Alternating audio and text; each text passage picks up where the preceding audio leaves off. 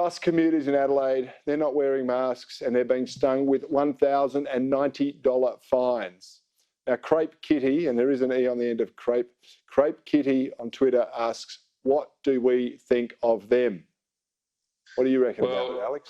Crepe Kitty, look, I don't know where to begin with this. I mean, at the same time as the rest of the world is backing away from this COVID mania, this sort of lockdown, masking, QR code, vaccine mandate world that we've become accustomed to, we seem to be holding on like Lieutenant Onoda, who was one of the Japanese Imperial Army, who was found in 1974 on a desert island, still thinking the war was on. These public health bureaucrats in this country seem to think the war is still on. It's a bit like in The Big Lebowski, when Mr. Lebowski said to Jeff Bridges, "The war is over, the bum's lost."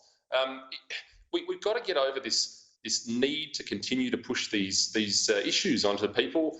We've got a shortage of police in this state. We know now as a fact from Mark Carroll, the Police Association president this week, who called for an end to mandates for police officers and called for them to be reinstated, that we're down 70 police officers in this state anyway. I don't think anybody signed up down at Fort Langville to sort of be giving people $1,000 fines for not wearing masks. QR codes have got to go, vaccine mandates have got to go, and masking mandates have got to go, Corey. Of course it does, for normality to resume. But you see the marshmallow down there, he's got no interest in this. He's got an election. He wants to pretend that he's tough on everything. But the hypocrisy, the duality of what we're told about, over the last year or something, the footballs, we could catch COVID from a football and we should duck when it comes our way. Sweaty Victorians were a great risk to us. And they want us to QR code in, even though they don't do anything with it. It's political madness in a way, isn't it? It's like they've been captured by the zeitgeist and they don't know how to get out of it with some shred of dignity intact, do they? Well, I mean, part of the problem is when you do give a lot of responsibility and power to bureaucrats, they tend to build fiefdoms, they tend to build structures of their own, and it becomes very hard to wind this back. We were talking about this 2 years ago. The ability to get into this is much easier than the ability to wind it back, and this is going to be an ongoing problem. Bureaucrats do not like to give up the reins of power.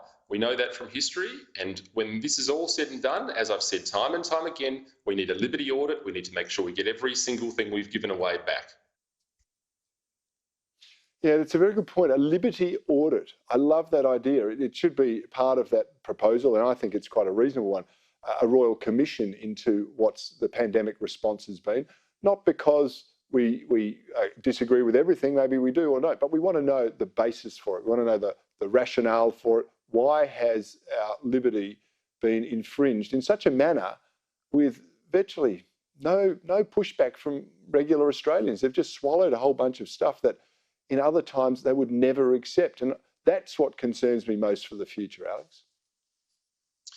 Yeah, look, Corey, I think fear is a powerful thing. We saw on Joe Rogan's podcast it being described as mass formation psychosis. I think it's very true. I think fear has prevailed in the instance of COVID, but we can now see that fear doesn't have to prevail anymore. We need to put people back into their jobs, people that have lost their jobs or been forced out of their jobs unnecessarily due to vaccine mandates, and we need to get them back into work, and we need to get on with it.